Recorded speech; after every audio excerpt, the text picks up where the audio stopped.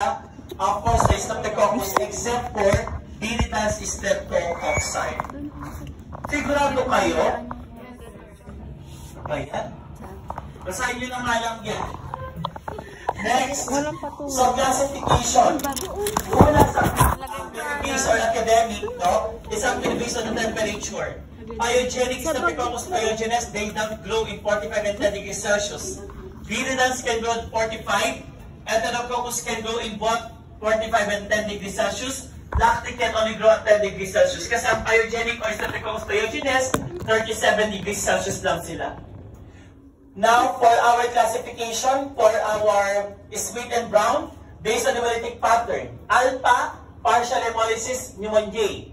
Beta, pyogenes, complete hemolysis, example yan. Gamma na hemolytic example is Streptococcus pyogenes.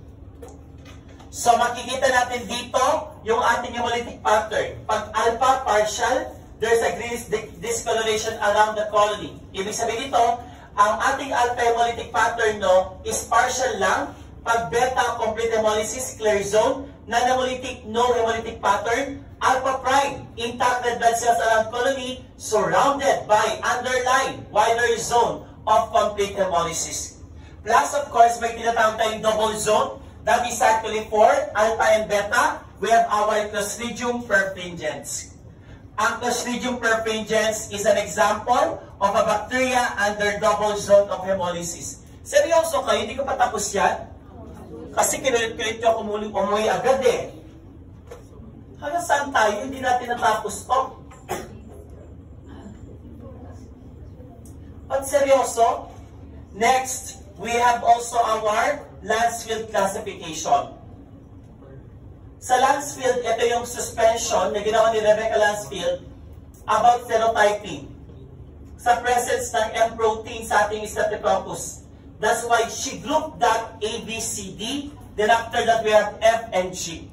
Now, so dito, nakabase ito sa tinatawag nating M protein and carbohydrate na kung saan ang pinakamataas M carbohydrate or M protein kung sana, and the carbohydrate is actually in the Streptococcus group A.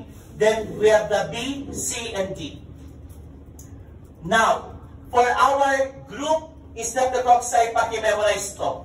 Group A, Streptococcus pyogenes, beta hemolytic. It can cause rheumatic heart disease, scarlet fever, pharyngitis, and glomerulonephritis. Ang group B, Agalactiae. It can cause neonatal sepsis. Kasi ang group B, they are common flora of vaginal lining. Group C, this Agalactiae and Equi, zoonotic. It can cause pharyngitis. Group D, dalawa, may enterococcus at non-enterococcus tayo. They can cause endocarditis and UTI for enterococcus, non-enterococcus, endocarditis, and of course, UTI din. Pneumoniae and viridans, wala sa group. Viridans lacks M protein, but they can cause endocarditis and they are normal flora of the oral cavity. Pneumoniae, capsulated. It can cause Streptococcus pneumoniae. It can cause pneumonia. They are alpha hemolytic. So this is actually our Streptococcus pyogenes for group A. Makikita natin na ang ating M protein is one essential component, particularly sa outer structure or cell wall ng ating bacteria. Now, like Lancefield, she actually identified Streptococcus based on the, of course, no, production or yung tinatawag nating M protein in the cell wall ng ating bacterial cell. Ang M protein is antigenic determinant plus they are essential for virulence factor. They have the function as antiphagocytic factor, at the same time resistance to antibody production. Let's have group A. Ang group A actually is called the Streptococcus pyogenes. Nag-isa lang siya. May dalawang antigenic factor tayo. Yung streptolysine O and streptolysine S. O, labile factor. Ginagamit to for detection, particularly serological testing, ang tawag anti-streptolysine O. This is actually a serological test that detects Streptococcus pyogenes. Lalo na kapag may rheumatic heart disease ang patient. These streptolysine O are oxygen labile, plus it destroys blood cells, particularly WBC, platelets, and RBC. On the other hand, streptolysine S, oxygen is stable. Okay? Yan ang pagkakaiba nilang dalawa. Now, DNase destroys DNA in the cell. Hyaluronidase, pareho ng ating staff. They are called to be the spreading factor. Then, erythrogenic toxin. Toxin responsible for scarlet fever. Parang natapos ko na talaga ito sa inyo. Then after that, we have these Staphylococcus pyogenes. They are identified in the upper respiratory tract. That's why majority or most common cause of sore throat or pharyngitis. Kaya sabi nga nila, kapag nagkaroon ka ng pharyngitis or sore throat within 5 times a year, patanggal mo na ang inyong tonsil. Why? You are prone to develop yung tinatawag nating rheumatic heart disease. Okay? So you should be able to be very careful kasi nga yung tinatawag nating antigenic mimicry which can lead to the development of that particular infection. Now, pharyngitis is the strep throat. Ito yung infection natin. Scarlet fever. That is because of erythrogenic toxin. Ang scarlet fever actually is one common cause infection by Staphylococcus pyogenes na kung saan it characterizes underlying rashes, particularly in the trunk and limbs, kakusana. And after that, after 5 to 7 days, nagdi-discomates yan, yung rashes na yan. Now, one of the erythrogenic tests is Dick's test. Di ba pinagit ko pa ito, paborito ko, sabi ko Dick's test. Sa section nyo, ano yun? Santos Gracias. Hindi nga eh, hindi ka pa dapat sa section A daw. Kayo lang naman ang ko, ang estudyante ko ng backtingin na tinutulan ko ng mga Dick's test. Okay, sige. Ano mabilis? Dick's test, erythrogenic test. Ibig sabihin nito, maglalagay tayo ng suspension ng ating Staphylococcus pyogenes. Ngayon, positive result, rashes on the sample test or test arm. That means na may scarlet fever yung patient. Ang scarlet fever kasi characterized by strawberry tongue or pink tongue. Ang Scarlett-Shelton is anti-erythrogenic test. Nagkaroon ng redness, biglang mawawala sa may toxoid. Ang tawag dyan, blanching phenomenon. Nakuha. Okay. Next. Para mabilis, di ba? Para may quiz kayo sa Wednesday, 2. Okay? Skin infection. Katulad ng Streptococcus sa Staphylococcus aureus, ang ating Streptococcus kapag may traumatic introduction ng bacteria sa skin. At the same time, like what I had mentioned, ang ating Streptococcus are called flesh-eating bacteria, na kung saan they are common in the cellulitis or diabetic patient that can lead to the development of necrosis or gangrene. Gangrene sa mga sugat na hindi gumagaling. Aside from that, it also causes impetigo. Erysipelas, meaning to say redness of the skin, particularly spread rashes, demarcated but irregular edge ang ating erysipelas. From the term erysipelas, redness of the skin. Then, worst scenario, kapag nagkaroon ng complication, it can lead to the development of sepsis. Like what I had mentioned, pwedeng kumalat ang infection with Staphylococcus pyogenes, particularly, halimbawa sabihin natin, in the rheumatic heart disease, going to, pwede sa kidney, glomerulonephritis, at the same time, septic arthritis. Why? Because this bacteria is one of the most common cause of synovial disease, infection, and septic arthritis. Okay? So, yan ang ating Staphylococcus pyogenes. And one way to acquire sample is by oral swab or throat swab. Okay? Yan, kasi nga dito tayo kukuha ng sample sa may white strip. Okay? Then, kaskas nyo lang. Then after that, pwede nyo nang i-culture at pwede i-gram stain. Dalawang swab. Ano yun man? Parang singaw? No, parang siyang talaga maga. Parang singaw siguro pero maga na kasi siya dahil nasa tonsil. Okay? Yan. And may lagnat. Erysipelas, redness of the skin. Worst scenario, complication happens in the following scene or let's say condition. Rheumatic heart disease. After you have a complication of pharyngitis. Kasi like what I had mentioned, namamagay yung joints, heart and blood vessels, particularly subcutaneous tissue. Then after that, since there is an infection brought about by Staphylococcus pyogenes, ito na yung target. it can able to cause serious damage, inflammation in the heart valves, leading to rheumatic heart disease. Other infection, acute glomerulonephritis, good pastures disease, and some other disease related to glomerulonephritis is not infection. Pero, isa sa mga common infection na nagkukos ng glomerulonephritis. And that is actually your Staphylococcus pyogenes. Pag sabi mong good pastures, that is actually an auto-antibody, no? Sa katawan natin, nagproproduce ng antibody na sinisira ang basement ng glomerulus natin. That can lead to glomerulonephritis. Pero, pag infection, halimbawa, nagkaroon ka ng sepsis, brought about by Staphylococcus pyogenes, it follows. Kasi nga, dumadaan sa circulation yung blood natin, particularly in the kidney. Then, it follows sepsis, and after that, glomerulonephritis, and this is actually immunologic response lead to antigen-antibody complex, resulting to the damage of your kidney. Another is Staphylococcus toxic shock syndrome, na kung saan kapag may toxin production in the blood, like our TSST for Staphylococcus aureus. Now, please memorize. Unahin natin, para hindi tayo malito, dahan-dahanin natin. So, first is, our hemolytic pattern, makikita mo, pyogenesis beta hemolytic. Agalactiae is also beta hemolytic, tama? Then we have also our other beta hemolytic, Enterococcus and group D, alpha and beta, yung iba non-hemolytic. Tapos, ang Streptococcus pneumoniae is alpha hemolytic. Alococcus and Leukonostoc, they are non-hemolytic and alpha hemolytic. Punta tayo sa susceptibility test. Vancomycin, lahat susceptible except Pediococcus and Leukonostoc. Bacitracin, susceptible ang pyogenes. Bacitracin is a single test that differentiate beta hemolytic Streptococcus, group A and group B. Whereas group A are susceptible. Sometimes bacitracin is called Taxo-A using 0.04 units. Sulat nyo.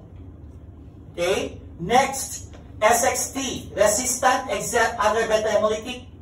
Octokine, ang susceptible dito, isa lang, Streptococcus pneumoniae. Taxo-P. Then, hipurate hydrolysis, positive, Agalactiae.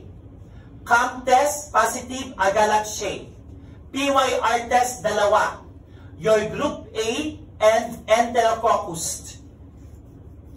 Okay? Yun ang PYR test. Then lab test, positive lahat except Leukonostoc. Then bile aspirine positive, Enterococcus and group D. Then growth in 6.5% NaCl, group D, Enterococcus lang. Yan ang ating Streptococcus. Pag-memorize yan. Let's have the group B. Ang Agalactiae or group B are normal flora of the vaginal lining. That's why, kapag nagle-labor ang nanay, ang nagkakaroon ng problem yung bata. Nagkakaroon ng sepsis, nagkakaroon ng meningitis, or neonatal sepsis. Now, kung makikita natin dito, Staphylococcus Agalactiae are normal flora of the female genital tract. But in labor, kawawa yung bata kasi dyan dumadaan. And at the same time, it can contain capsule as antigenic virulence and antiphagocytic factor. Now, kung makikita natin dito, these are the virulence factor ng group B. Una, capsule, antiphagocytic. Pangalawa, shalic acid. That's actually important to destroy the complement. What is a complement? Nangyayari ito kapag may anti-activation ng antigen-antibody reaction na kung saan ang complement ang sumisira sa target cell. Hemolysis destroy the blood cell, Derase destroy the DNA of the cell. CAM factor. A unique test that identifies group B called Christie-Atkins-Munch-Peterson.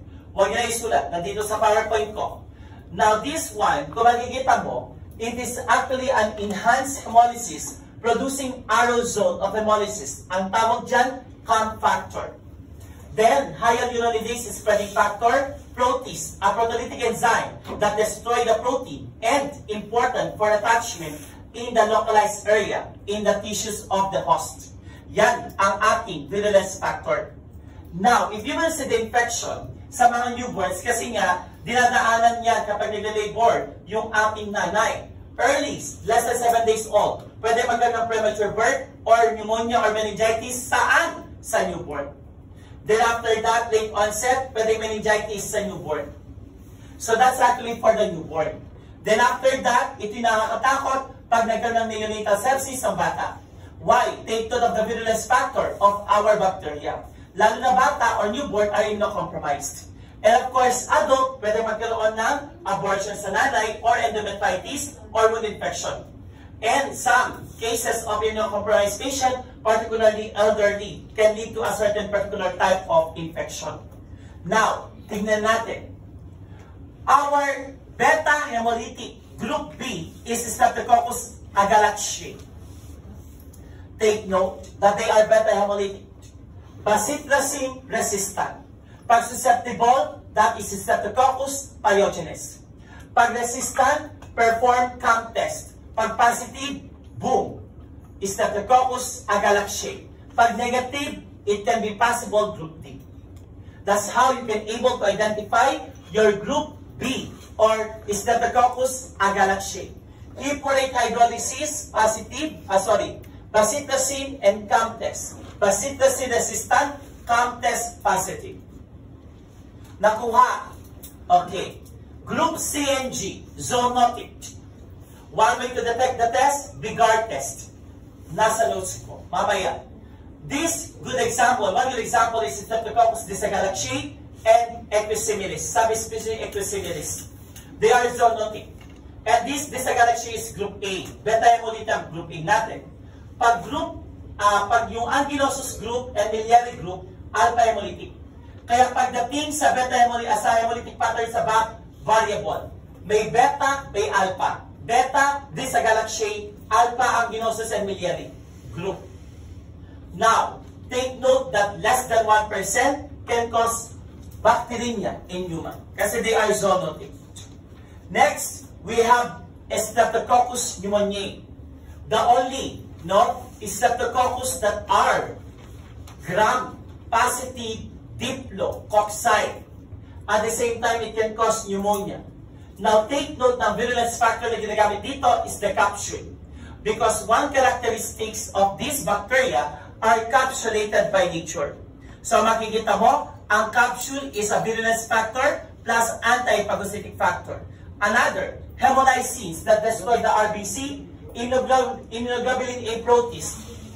This particular protein destroy enzyme Kakusana. Ano ba? The back and down buttons for 3 seconds to use hot back. Ay, third one. Ako na may pinindot ko, di ba? Sinistorbo mo ako. Anong nangyari? Ha? Inistorbo ako nito. Nawala tuloy tayo. Okay. Bilisan, basahin nyo na lang. Okay.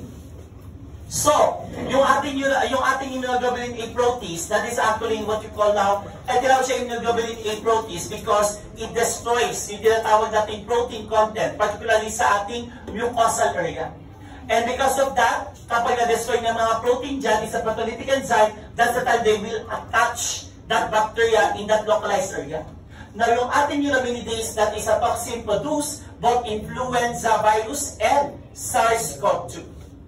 That is neuraminidase. That is also for attachment, particularly in respiratory tract. Plus, your higher neuraminidase, that is actually important for what you call now yung tinatawag natin spreading factor ng ating bacteria. Lalo kapag halimbawa, sabihin natin it invades connective tissues. So that is actually the virulence factor ng Streptococcus pneumoniae. Pero, alam nyo ba, na ginagamit nila ang capsule para makagawa ng tinatawag nating vaccine against pneumonia. Okay? So yan ang ginagamit nila for our Streptococcus pneumoniae.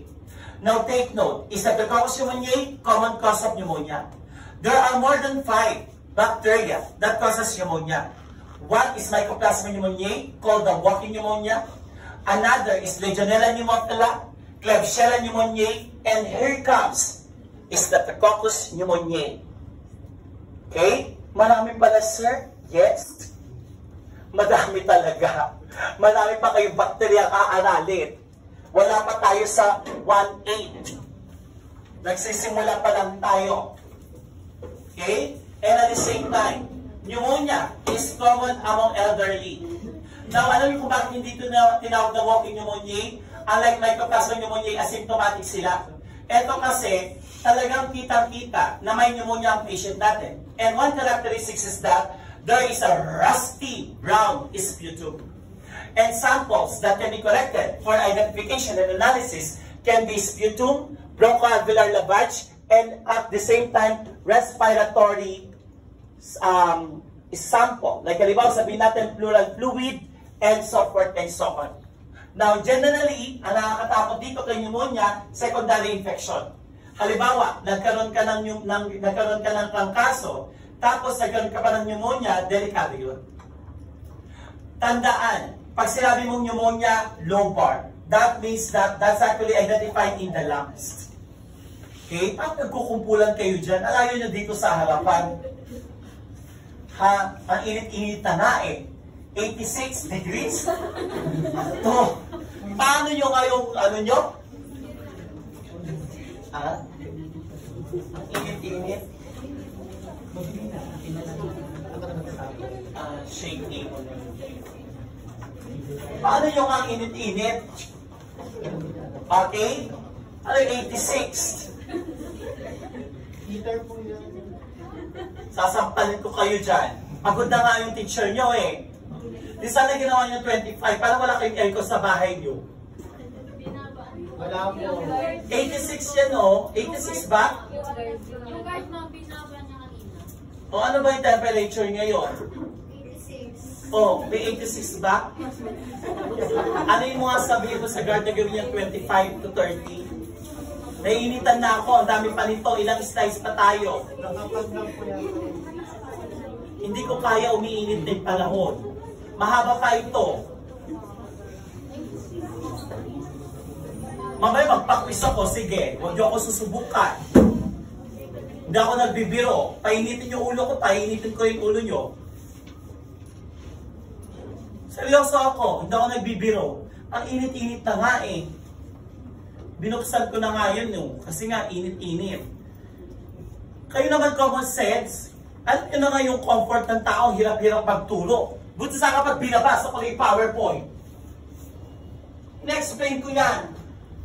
Hindi ako nagbabasa ng PowerPoint. Binasa ko ba? Sasabihin ko lang pneumonia o yung complication. In-explain ko. Kayo naman, lahat ng sinasabi ko, nasa utak ko yung iba, binabasa ko yung iba. Hirap-hirap na magturo, papainitin yung paulo ko. E paano nyo yan? At ang init-init. Ang room temp natin dito sa Pilipinas, 25. Ang room temp sa ibang bansa sa Amerika, 20 degrees. Pag malalamig na lugar, kayo naman. Common sense naman kayo, hindi nyo mag-tolerate ba? Parang kayo talagang hindi ko alam ang IQ ninyo. Hindi ko alam kung saan kayo nanggaling yung palok ng estudyante. Section B talaga, namumuro kayo sa akin. Kayaan nyo na, lumapit na lang ako sa grade nyo sa exam. Total sa Wednesday, 2 quiz. Sure yun. O kaya 3. Discuss ko na lahat to. Sige, para mabilis tayo. So, ibig sabihin ito, complication kapag halimbawa secondary infection, nagkaroon ng pasyente na secondary, ibig sabihin ito, pangalawang infection niya, ang pneumonia. So, delikado, why? Kasi pag sinabi mong pneumonia, pwede magkaroon ng edema, particularly sa lungs, no? O katulad yan, edema. Di syempre, explain ko pa sa inyo. Hindi gagana utak ko kapag mainit, mainit ang ulo ko. Okay? Kung ba naman sa kapatid po? Ang init-init. Sana sinabi nyo sa guard, sir, para pwedeng 25 to 30 degrees. 86, ano yun? Parang kukulo na yung tubig, di ba? Ang temperature, ano ba yan? Negative 86 ba? Sir, dahil naka-Fahrenheit po kasi. Fahrenheit. Oh. Pero mainit pa din siya. I-convert mo ang 86. Kasi 90 plus na ang body temperature. O sige, paano nyo na lang? Mainit ang ulo ko. Sige, pag sakasakali, pwede tayo mag-quiz mamaya. Bilisan ko na to. Okay. So for the infection, actually, we have the lobar pneumonia. Ibig sabihin ito sa lungs, and of course, it causes dyspnea or difficult of breathing. Why? Because ang infection nasa lungs. Okay? And therefore, high mortality even with treatment. Lalo kapag severe yung infection. Another thing, it can cause sinusitis, dito, otitis media, particularly sa middle ear. Pero kamunto sa mga bata. Plus, of course, bacteremia.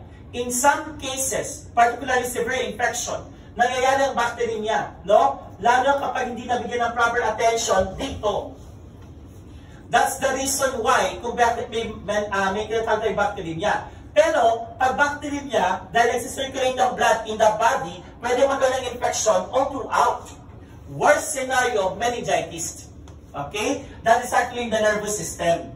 Then after that, we have also ito na yung ating summary ng infection. So pag LRT or lower respiratory tract pneumonia, at the same time invasive infection, particularly sabihin natin, dahil alam naman natin na ang ating bacteria has capsule. O ito na, hindi ko nasabi yung Neufeld-Kela. Kasi hindi na gumana yung utak ko kanina, na-explain ko ng maayos. Paano pag nagpa-quiz ako, wala yung itong nabanggit ko. Paano kayo ng exam ng section A, wala na. Kaya minsan hindi ko na-elaborate. Okay? Hindi gumagana yung utak ko pag mainit ang ulo ko. Ang init-init. Kaya magturo nga dito. Para makita nyo kung paano magturo. Hirap-hirap na nga magturo eh. Okay? Paano ba magturo yung may ibang teacher nyo? Buti na pagkasing alive ko. Diba?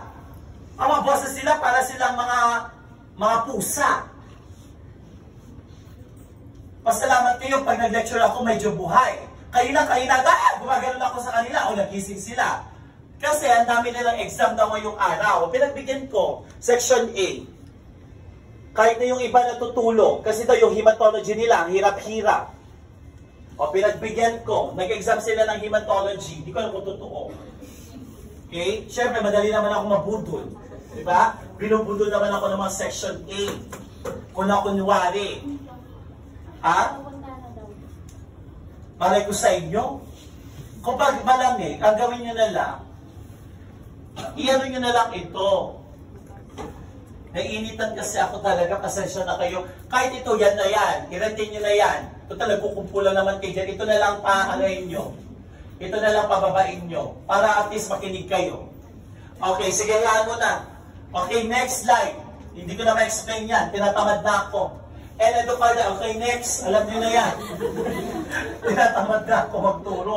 Okay. Actually, ang nakakatawag dito sa complication na sinasabi ko is that since the lungs ang infection, it follows. No? Kasi cavity, no? We have the pleural cavity, at the same time peritoneal and pericardial. Kapag sinabi natin pericardial, and exactly, it can able to invade on the heart, it can lead to endocarditis. And even peritoneal, peritonitis, kapag nagkaroon ng dissemination ng ating bacterial infection, ito naman ang problema kay Streptococcus pneumoniae. Okay? And of course, we have characteristics. Ito na. First is, kapag halimbawa, we suspect for a patient is Streptococcus pneumoniae. Sabihin natin may infection sa baga yung pasyente natin. Madalas ang binibigay ng doktor, pleural fluid. Sometimes bronchoalveolar lavage or BAL. Then after that, minsan may swabs o kaya sputum. One characteristic of sputum, rusty colored. Yun ang pinagkaiba sa tuberculosis. Ang tuberculosis kasi red tissue or hemoptysis. Now dito, halimbawa sabihin natin, no, pag nag-gram stain ka, makakakita tayo ng gram-positive diplococci. At the same time, no, they have what we call now capsule, which can be identified, what we call now Neufeld-Kela. Neufeld-Kela is a serological test which can lead to the swelling of the capsule of the bacteria, which will turn into pink color. Sometimes ito yung tinatawag nilang inhibition test or serological test to identify capsule. Sometimes we can use capsular stain like yeast, genes, for example, to identify the bacterial capsule. Another, octo-key susceptibility, then of course, biosolubility. I-explain ko to mamaya. Now, ito yung sinasabi nating morphology. Pag nakakita tayo ng ganito at sputum sample or pleural fluid, suspect that our patient is Streptococcus pneumoniae. Pero hindi pa natin i-declare yan is Streptococcus pneumoniae. Why? We need to perform biochemical test. So makikita mo, ang morphology niya is kidney bean shape or diplococci ang ating Streptococcus pneumoniae. Tapos makikita ka ng WBC, ito, then at the same time, they are sometimes called obligate intracellular. Now, dito makikita mo that Streptococcus pneumoniae contains a capsule. Ayan. Pero hindi masyadong identified unless gagamit tayo ng special stain. Pero dito, sabihin natin, this is actually our tissue na kung saan meron tayong Streptococcus pneumoniae or gram-positive diplococci. Then, makikita natin, no? This is a specimen sample. Sabihin natin, gram stain tayo. We have seen a lot of WBC plus gram-positive diplococci. On the other hand, sa blood agar plate, it exhibits alpha hemolytic mucoidal. Bakit? Because they are capsulated. Tandaan, lahat ng mga bakterya na may capsule, they are considered to be mucoidal pagdating sa isang colony, sa isang media. Okay? So, tandaan nyo yan. Next, actually, madali lang naman gamutin ang pneumonia caused by Streptococcus pneumoniae. Why? Penicillin susceptible. But if resistant, gamit ang erythromycin or cloramfenicol. Kasi yung vaccine, ginagamit nila capsule, ang antigenic determinant to develop vaccine against Streptococcus pneumoniae. Pero ginagamit to for asplenic. Ibig sabihin asplenic, wala ng spleen or elderly or cardiac patient. Then helps reduce the incidence and severity of this particular pneumonia infection. Okay? Yan ang ating Streptococcus pneumoniae. Next, viridans. Ito yung Streptococcus na walang M protein. But majority ng ating viridans are actually identified in the oral cavity. Now, tandaan ang ating viridans, we have 4 groups or 5, including Streptococcus bovis. This one actually can be identified as a plague or tuberculosis. But complication ng ating viridans, it can cause SBE, subacute bacterial endocarditis. Our viridans actually are normal flora of the upper respiratory tract. Others are genital tract sa babae and gastrointestinal. Halo-halo, may alpha, may beta, and hemolytic. But this group can be identified as ankylosing, mitis, mutans, and salivarius. And each may specific bacteria tayo dyan. Now, if you will check for the infection ng viridans, they are opportunistic pathogen. Meaning to say, they target immunocompromised patient. Aside from that, since kapag may history tayo ng tooth decay or let's say plaque no, sa oral cavity, ito yung sinasabi nila na prone to acquire endocarditis. Or we call that SBE, subacute bacterial endocarditis. And endocarditis occur over weeks or months. Complication, pwede magkaroon ng rheumatic heart disease. Remember, Streptococcus pyogenes actually causes what we call now, of course, no, rheumatic heart disease. Paano natin malalaman yan? We will perform different tests. Bacitracin test, and at the same time, check for the hemolytic pattern, and take note. Ang growth ng ating Streptococcus pyogenes in blood agar plate, maliban sa they are considered to be beta hemolytic, are pinpoint colony. So yan ang isa sa mga makikita natin na characteristics ng Streptococcus pyogenes. Whereas viridans, some or most are alpha or non-hemolytic. Now, aside from that, ang worst scenario, maliban sa tooth decay, eto, meningitis and osteomyelitis. But majority are susceptible to penicillin, meaning to say, madali silang gamutin using penicillin. So this is an example of biopsy or autopsy sa heart valves. Came from endocarditis patient. Tapos, eto, paki-memorized. Sabi ko sa inyo eh. Una, no? So makikita natin dito that in our bacteria, for the group, we have Ankylosing, bovis, mitis, mutans, and salivarius. mannitol fermenters, mutants. Sorbitol fermenters, mutants. Vox-Boscauer negative, isa lang, methyst. Hydrolysis of arginine, isa lang, anginosus.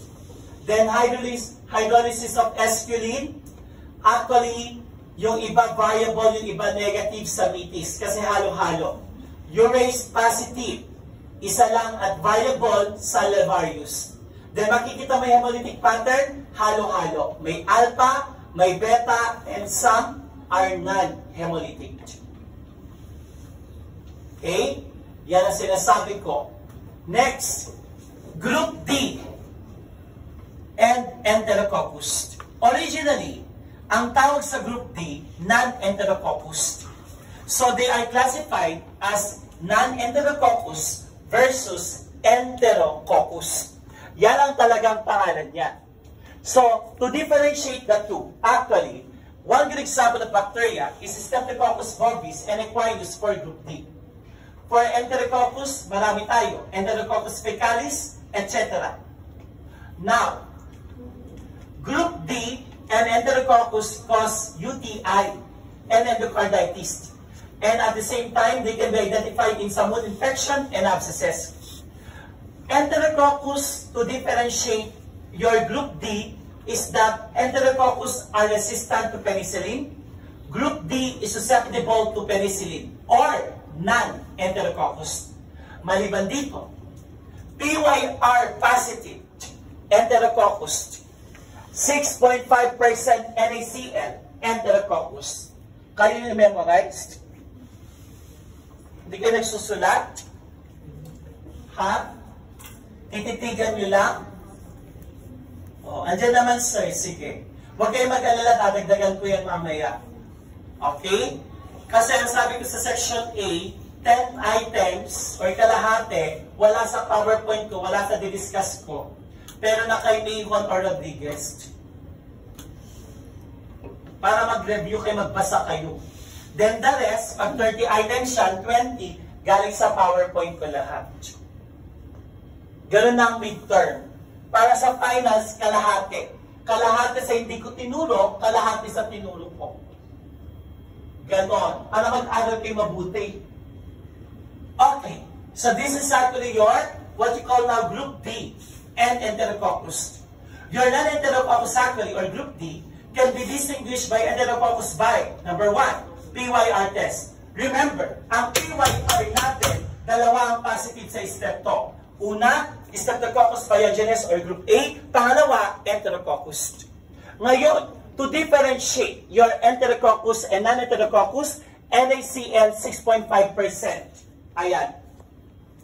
Okay? So, that is actually to differentiate. Kaya makikita mo, pag positive, Enterococcus. Pag negative, non-Enterococcus or Group D.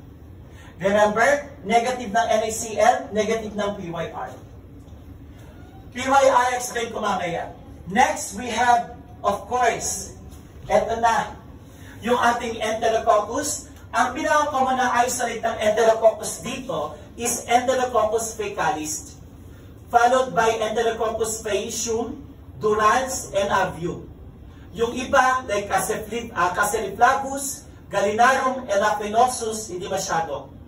Ang faecalis, nakakapag-isolate na tayo niyan. Makikita mo that in your tabulation, no, ang motile is actually Cassiflavus and Gallinarum. The rest are non-motile. Then for our mannitol, ang fermenters lahat except durans. They are non-mannitol fermenters. Then we have our sorbose, we have positive ang avium and your rhamnosus. Then arabinose fermenters, lahat except faecalis and durans. So that's actually how you can differentiate your Enterococcus.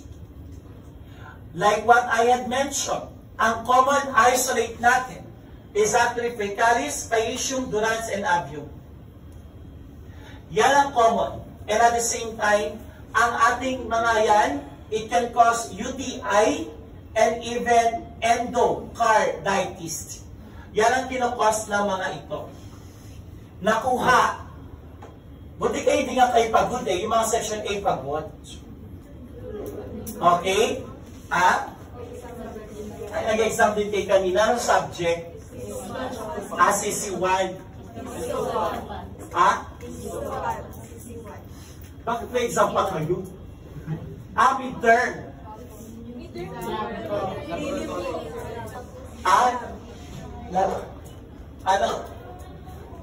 Laboratory. Hayaan nyo na. Okay, next.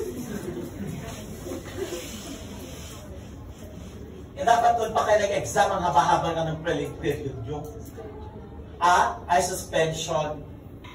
O sige. And then the oxide. Buti nga dapat hindi pinagsabay ko ngayon.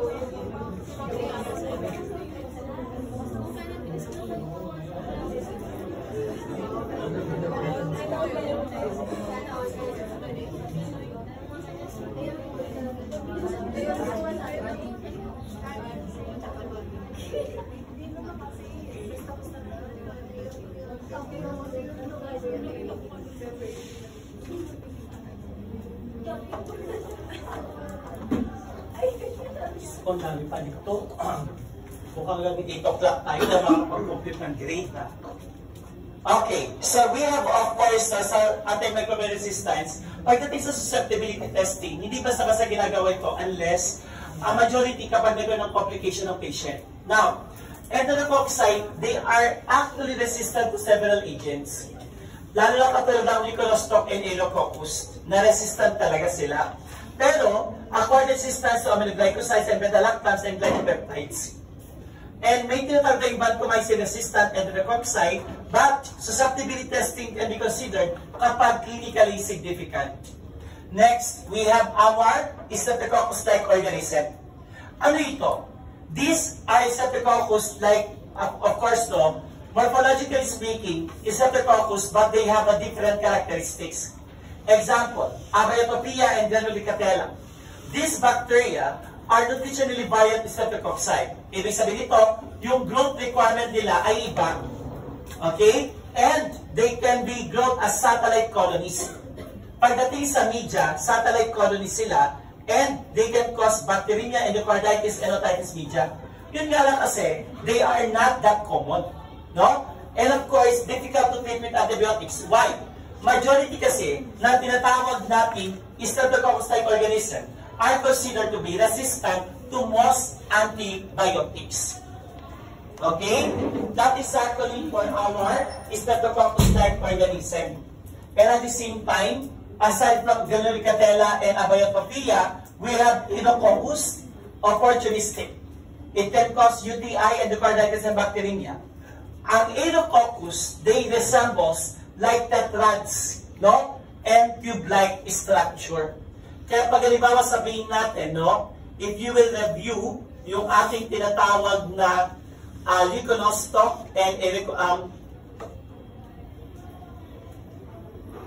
Leuconostoc and Alococcus, no?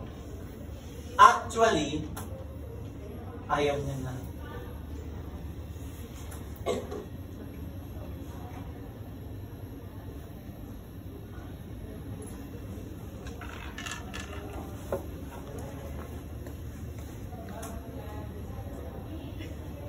Okay. So, Leuconostoc and Alococcus, for example, makikita natin dito that they are actually, of course, no, resistant to most antibiotics. Yan ang isa sa mga problem natin sa mga tinatawag nating, of course, no, Streptococcus-like organism. Okay? And of course, ano pa ba? Marami akong sinabi sa kanila kanina eh. Okay. And at the same time, makikita natin dito, example of our Lactococcus is an example of what we call now, ito yung tawag nating mga different Streptococcus like Aerococcus, airborne bacteria, from the term aero. But they are actually common isolates sa Aerococcus viridans. They are bile esculin positive and PYR test positive. Pakisama yan. Then we have also our Gemella. Gemella is actually Diplococci underlined with adjacent sides flattened. And they are gram-negative cocci in pairs or in clusters. Common isolate, Gemella hemolycans. And at the same time, Gemella morbillorum. And Gemella morbillorum, Bergeriae, and sanguinis. They are PYR positive but bile esculin negative. Then, they are common isolates susceptible to penicillin. Yan si Gemella. Then Lactococcus.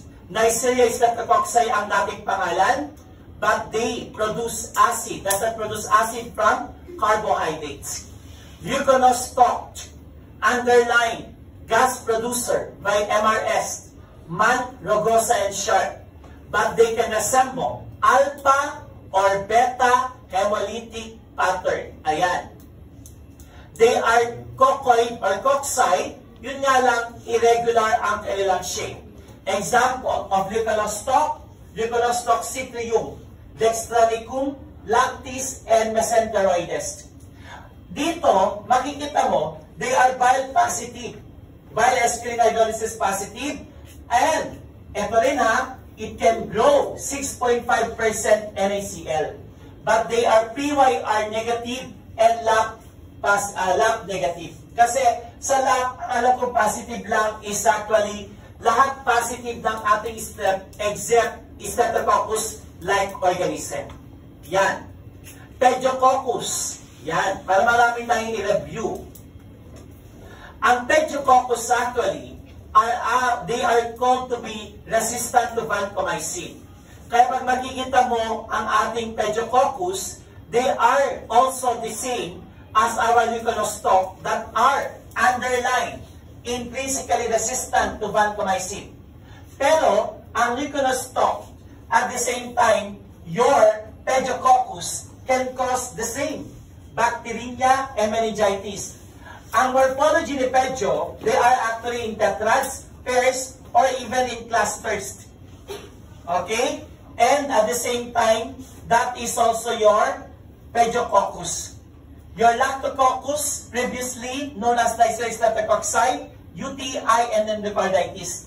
Makikita mo, dominant, no? Majority of our streptococcus-like organism can cause what we call now UTI, endocarditis, and bacteremia meningitis.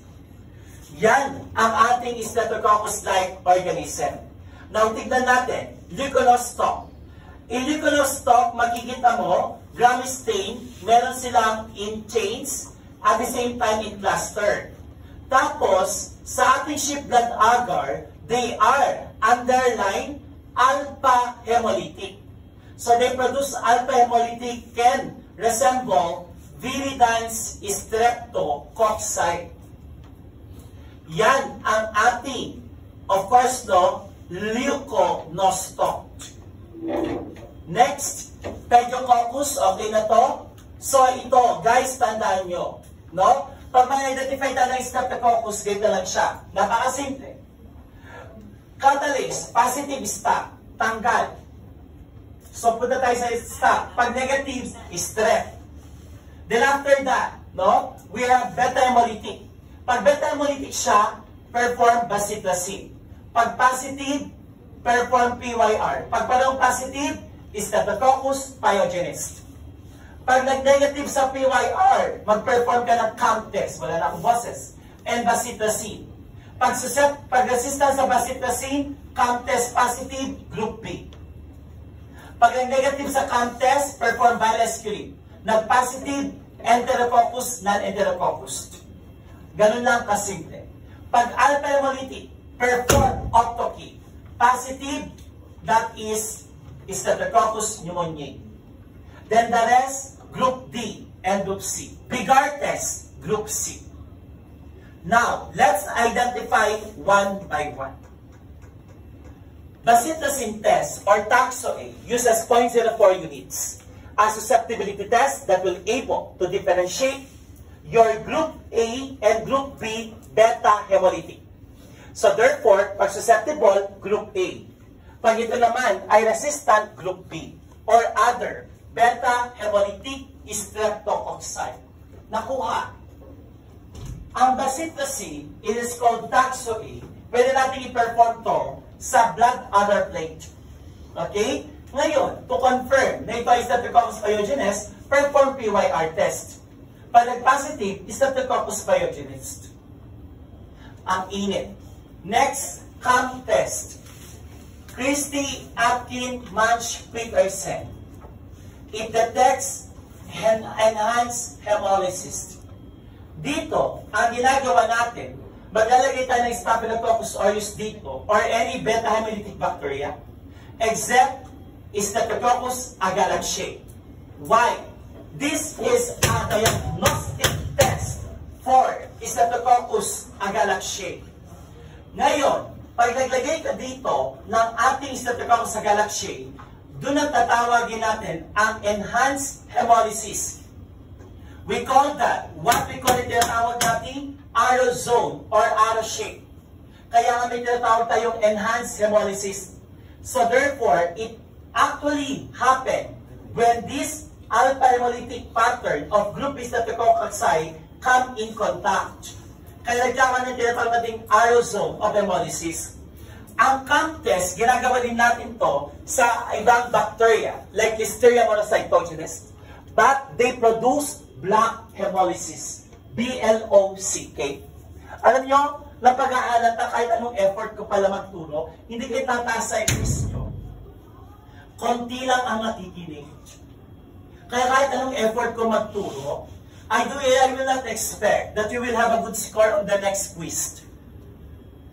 Napansin ko lang only few are attentive. Kaya kahit anong pilit ko na gusto kong maging mataas ang score nyo, I cannot actually promise that I will pass all of you. Napansin ko, ako pagod na. Wala na akong boses, but I'm striving my best. Okay? I'm doing my best because this is my job. Napansin ko lang, alam ko pagod tayong lahat.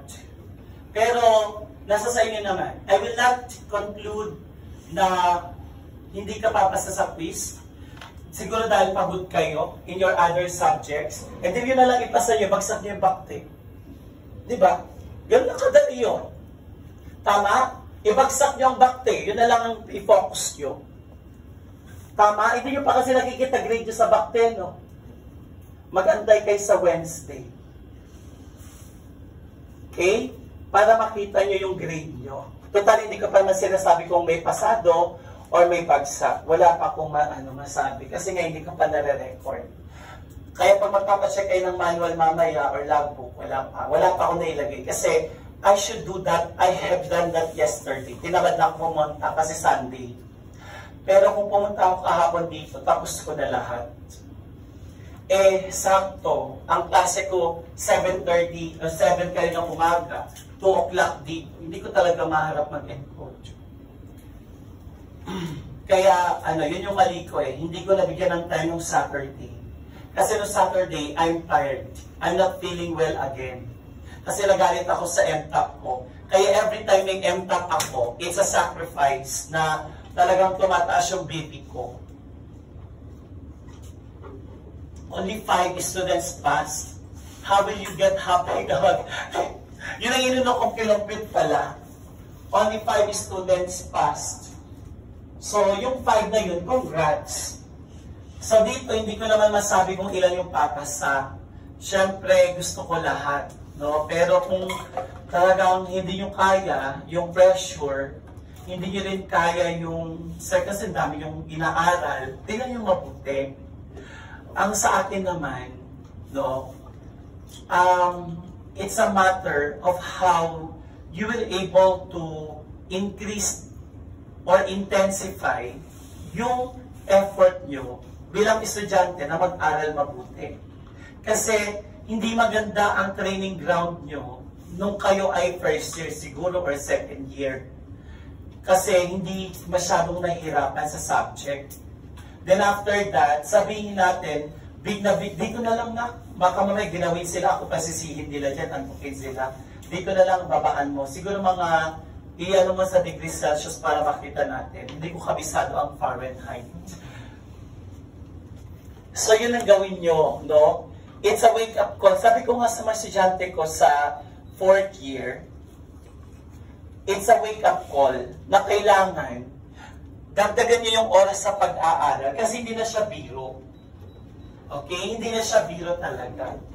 Kaya pag halimbawa sabihin natin may pumapasa dito ng quiz, ng exam, no, tingnan nyo mabuti paano nila ginagawa yung bagay na yun. Kasi, sabay-sabay yan. Siyempre, kung ako man kayo, hindi ko rin pwede sabihin na, so bakit ko i-give up yung hematology? Siyempre, gusto ko lahat ko, gusto ko ipasa. Diba? Siyempre, ganoon ang magiging reaction nyo. That's why, tingnan nyo mabuti, kayanin nyo. No? Kayanin nyo mabuti. Kaya nyo yan. Basta pag halimbawa by midterm at hindi na kinaya talaga, that's the time na magsabi na kayo sa amin. Para alam din namin yung gagawin namin. Pero I will not allow you to give up, syempre. Kasi nakikita ko kasi parang lahat ng estudyante ko ngayong araw na ito sa WCC pagod. Yung estudyante ko kanina sa Arellano, kahit may exam sila bukas sa hematology, alive. Aanim lang sila, alive. Ang saya-saya pa namin kanina dito, pagod. So, ito na yung last hour ko, ang energetic ko kanina umaga, tapos dito, biglang, ang dami-dami nyo pa naman. Di ba dapat masaya? Oh, parang alam pa yung energy level ko bumagsak din. Basahin nyo na lang kaya yan. Ganon din naman kahit in-explain ko yung quiz, ganon din yung result. Feeling ko. Sige, try ko kaya hindi explain. Tapos magpa-quiz ako. Tapos try ko mag-explain yung susunod. Feeling ko ganon din. Hindi ka kaya blanco yung utak nyo ba nagsasalita ako. 20 to 30% na ang nakikita kong alive ang utak. Sayang yung effort ko, oh, wala na akong boses. Oh, makinig kayo kung gusto yung gusto nyong pumasa. Ganyan nyo kaya sa Sir Santos, hindi na ako magbigay ng notes. Para makinig kayo. What do you think? Di kasi nakikinig. Baka mamaya, pagdating ng quiz, wala na naman kayo makuha. Hindi pa ba tapos yan? Hayaan mo na. Huwag mo nang galawin yan para makapag discuss na ako. So this is actually the rapid count test or this is Akin Mash Petersen. So tandaan nyo enhanced hemolysis, arrow zone of hemolysis. Pag ganito yan, negative. Okay?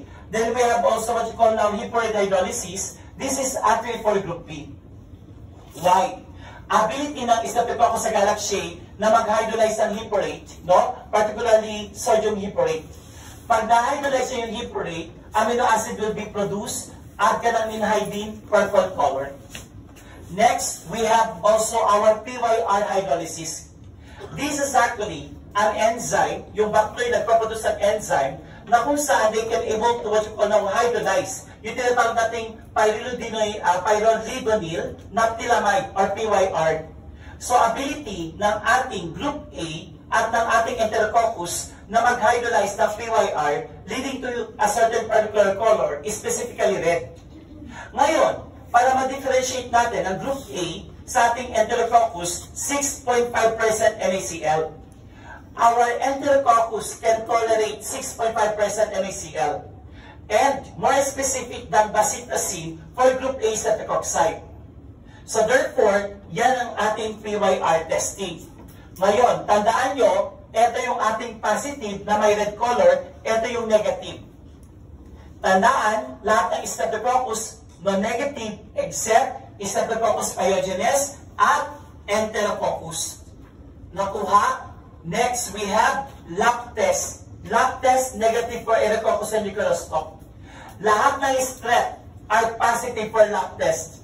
And ability ng ating bacteria to hydrolyze leucine beta-naphthylamide, Then after that, after adding pure nactylamide and Dimaka reagent, nagkakaroon ng production ng red coloration ang ating colony from the filter paper. Then after that, Streptococcus lahat except Leuconostoc and Aerococcus negative. Okay? Next, we have Bogue-Proskauer. This is a test to differentiate group ng ating viridans. Isa lang ang ating positive for Bogue-Proskauer, ang Ginosus group. Okay?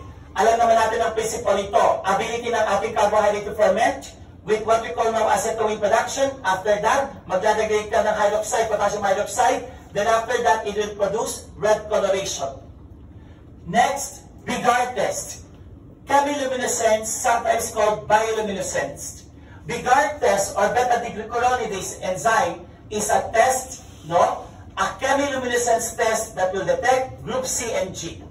Upon exposure with beta-glucuronidase, exposed in UV light, it will produce green or blue fluorescence. That is for group C and group G.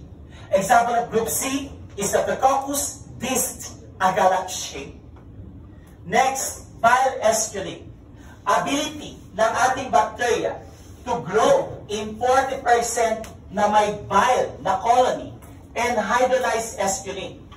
Guys, ang ating bile esculent positive, group D and Enterococcus. Yan ang ating bile esculent. That will differentiate group D from the rest of the other members of Streptococci. Salt tolerance for Enterococci, 6.5%.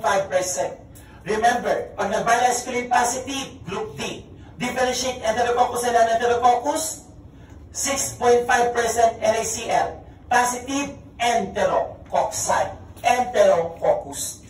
Nakuha. Anong result? Clear. Ito siya. Okay? Next. Octokine, sometimes called Taxoprene. This test is for Streptococcus pneumoniae. Kaya tinawag siyang presumptive identification ng Streptococcus pneumoniae. This is a susceptibility testing. Gagamit tayo ng ating dalawang size ng antibiotic. Meron tayong 6mm disc at 10mm disc. Pag 6, more than 14mm, susceptible. Pag 10, more than 16mm, susceptible. That means susceptible ang ating Streptococcus pneumoniae sa octokine or Taxoprene. Nakuha? Chemical name, ethyl hydrocuprine hydrochloride. Mahirap maging genius, no? So that is your Taxoprene octokine susceptibility testing. Next, biosolubility for Streptococcus pneumoniae. One test or diagnostic test na kung saan in sodium deoxycholate media, kapag nilagay natin ang Streptococcus pneumoniae with a bile, our bacteria produces amylase enzyme which has a capability to make it soluble to the bile. So kapag in-expose natin ang ating bacteria in sodium deoxycholate with bile, nag-clear, meaning to say, the Streptococcus pneumoniae has the capability to lyse the bile, or they are soluble in the bile. Take note, that is a diagnostic method for Streptococcus pneumoniae. Neutral calap, capsular swelling, serological test, pink capsule. Paki-memorized. Pneumococci to other extract. Biosolubility, soluble, fermenter sa inulin, and at the same time, neutral capsular, positive, kinidin octokine susceptible, mouse virulence. In vivo test that will able to detect Streptococcus pneumoniae from other extract kasi ang pneumoniae namamatay ang daga within 16 to 48 hours after adding suspension with Streptococcus pneumoniae. Kaya pa? Next, direct exam. Ang immunoassay, ito wala na akong boses, meron pa tayong 61 slide mamaya, are actually used for serological testing. From the term assay, sa clinical chemistry, may label. Buti pa nga ito may label. Pag sinabi nating label, pwedeng fluorescence, pwedeng enzyme. Na-discuss na yan sa clinical chem. Yung mga assay na yan. Pag narinig nyo yung assay, ginagamit natin yan for serological test. Gumagamit tayo ng pang-label to detect antigen-antibody reaction. Ngayon, halimbawa, blood swab, direct exam. So, pwedeng gamitin natin to to be able to check for agglutination or fluorescence, for example, serologically. Ano dinedetect natin sa katawan ng isang tao? Antibody. So, we use antigen to detect for the presence of antibody developed in the patient. Either, for example, depende kung anong klaseng antibody yan, with label, para ma-detect natin kung may reaction. Kasi pag walang reaction, walang agglutination, walang na-detect na antibody. Okay? But cause is higher than culture, but results are mas mabilis kesa sa culture. Next, slide agglutination test, example of our serological test for Streptococcus pneumoniae. Another, nucleic acid. Gagamit ng 16S PCR, ribosomal RNA. And this detects for pneumococci. Kasi pag 16S, that means that prokaryotic cells. And this one, ang real-time or RT-PCR, detects a specific group ng ating Streptococcus pneumoniae. And then approved tests are AccuProof, PCR method pa din yan. And of course, susceptibility testing, ginagawa natin dito, ang ginagamit, penicillin. Although, may mga penicillin-resistant na Streptococcus pneumoniae, but they use vancomycin. Pero pag resistant, tinatanggal na rin yan. Susceptibility testing is usually not performed unless in a serious condition. Okay? That is for susceptibility testing. That ends the first part. Let's have the gram-negative cocci. Para sa Thursday, gram-positive bacilli na. Dalawang quiz sa Wednesday. Okay? Laban, kaya, okay. 10 minutes break. After that, Neisseria shake. 60 slide na lang yan. Madali na lang, konti na lang.